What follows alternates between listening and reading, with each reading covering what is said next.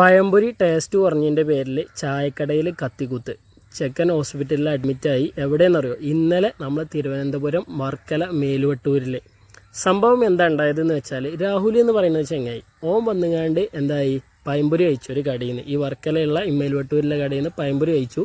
അവന് ടേസ്റ്റ് കുറവുണ്ടെന്ന് പറഞ്ഞുകൊണ്ട് കടക്കാരനോട് തർക്കിച്ചു. അവിടെ ഉണ്ടായിരുന്ന ചായ കുടിച്ച് കൊണ്ടിരുന്നിരുന്ന അൽത്താഫ് എന്ന ചെങ്ങായി വന്നാണ്ട് ഇടപെട്ടു. അപ്പോൾ ഈ രാഹുലും അൽത്താഫും തമ്മിലായി തല്ലും പൊടിയും വെക്കണം. അവസാനം കയ്യാങ്കളിയിലെത്തി. അതേപോലെ തന്നെ കത്തിക്കുത്ത് നടന്നു. ചെങ്ങായിൻ്റെ അൽത്താഫ് അരയിലുണ്ടായിരുന്ന കത്തി എടുത്തുകൊണ്ട് ഈ രാഹുൽ എന്ന് പറയുന്ന ചെങ്ങായിൻ്റെ മുതുകത്ത് കയറി കുത്തി. ചെക്കൻ ഹോസ്പിറ്റലിലായി. ഇവൻ മുങ്ങി.